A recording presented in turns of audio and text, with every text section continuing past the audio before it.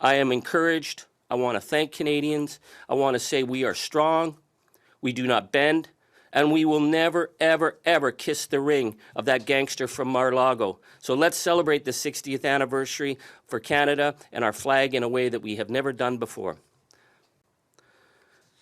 Good morning and happy Valentine's Day. I want to say this morning how much I love my country. We don't tend to do that in Canada. We think that that's kind of gauche. We don't feel we need to say how much we love our country. But when we see the criminal gang that has taken control in Washington telling us we do not have a right to our nation, well, oh yeah. Not only am I going to love my country and its values and the people from one end of this beautiful nation to another, but I'm going to work with those ordinary Canadians to defend our right to continue to exist as an independent nation. And for this, on the eve of the 60th anniversary of the Canadian flag, I encourage Canadians to reflect what that symbol means. That symbol that has been in war zones, that symbol that has been as Canadians went to fight famines in other countries, that symbol of openness and inclusion that is the direct opposite to the politics of Elon Musk and Donald Trump. This week we saw the shameful actions by Donald Trump to negotiate with Vladimir Putin, another gangster, to sell the people of Ukraine out. Mr. Putin thinks that Vladimir Putin is a savvy genius and he detests our country. Well, he's sending us a very clear message of the kind of man he is. Our neighbors are no longer our allies.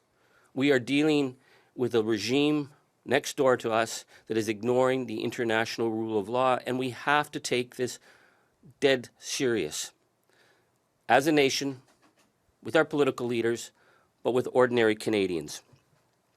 So what do we do right now?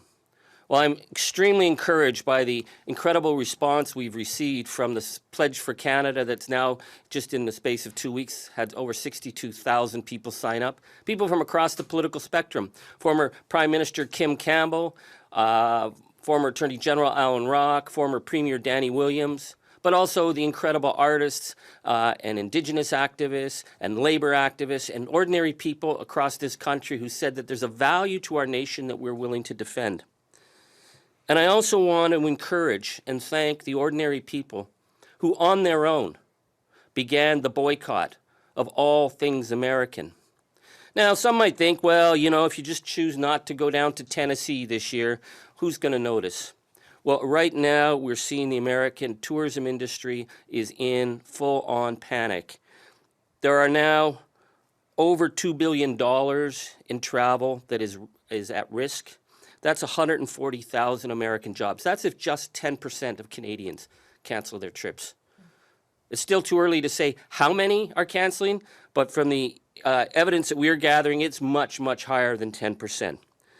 And it's about sending a message to Texas Governor Greg Abbott, who said Canada was going to learn a lesson. Oh, really?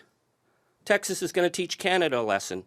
Well, we've got $400 million worth of travel that goes to Texas, Mr. Abbott. How about we teach you a lesson and say, we got better places to go than Texas. If that's your attitude of Canadians, we will not go. Hell no, we will not go. The boycott is going to target many, many areas of the United States that are very vulnerable right now. Kentucky has already started to speak up about the huge losses that they're facing in Kentucky bourbon and Kentucky whiskeys because their number one market is Canadians. So when Canadians stop buying, it's sending a message. And we know this is the only way right now that Americans are going to be able to put pressure on Donald Trump.